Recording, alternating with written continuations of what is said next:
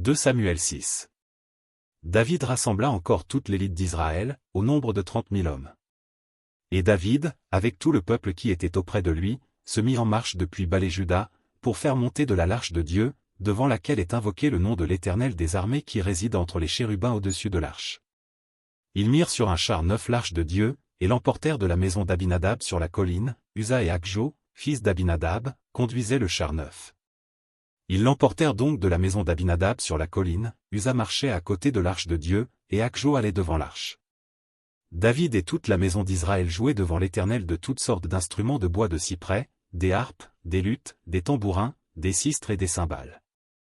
Lorsqu'ils furent arrivés à l'aire de Nacon, Uza étendit la main vers l'arche de Dieu et la saisit, parce que les bœufs la faisaient pencher.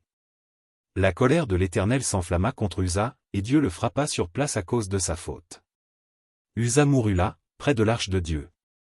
David fut irrité de ce que l'Éternel avait frappé Uza d'un tel châtiment. Et ce lieu a été appelé jusqu'à ce jour Péré-Uza. David eut peur de l'Éternel en ce jour-là, et il dit, « Comment l'arche de l'Éternel entrerait-elle chez moi ?»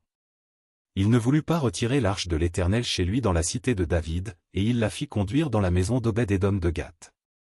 L'arche de l'Éternel resta 3 mois dans la maison d'Obed-Édom de Gath, et l'Éternel bénit Obed-Édom et toute sa maison. On vint dire au roi David, « L'Éternel a béni la maison d'Obed-Édom et tout ce qui est à lui, à cause de l'arche de Dieu. » Et David se mit en route, et il fit monter l'arche de Dieu depuis la maison d'Obed-Édom jusqu'à la cité de David, au milieu des réjouissances.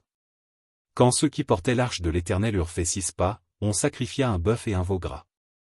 David dansait de toute sa force devant l'Éternel, et il était ceint d'un éphod de lin. David et toute la maison d'Israël firent monter l'arche de l'Éternel avec des cris de joie et au son des trompettes. Comme l'arche de l'Éternel entrait dans la cité de David, Michal, fille de Saul, regardait par la fenêtre, et, voyant le roi David sauter et danser devant l'Éternel, elle le méprisa dans son cœur.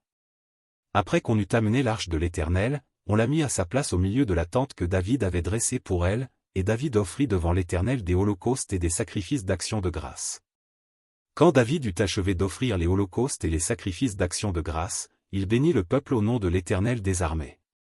Puis il distribua à tout le peuple, à toute la multitude d'Israël, hommes et femmes, à chacun un pain, une portion de viande et un gâteau de raisin.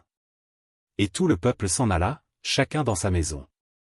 David s'en retourna pour bénir sa maison, et Michal, fille de Saul, sortit à sa rencontre.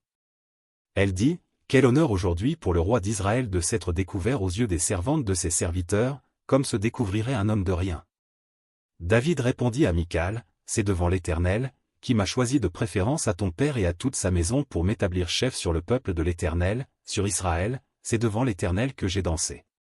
Je veux paraître encore plus vil que cela, et m'abaisser à mes propres yeux, néanmoins je serai en honneur auprès des servantes dont tu parles. » Or Michal, fille de Saul, n'eut point d'enfant jusqu'au jour de sa mort.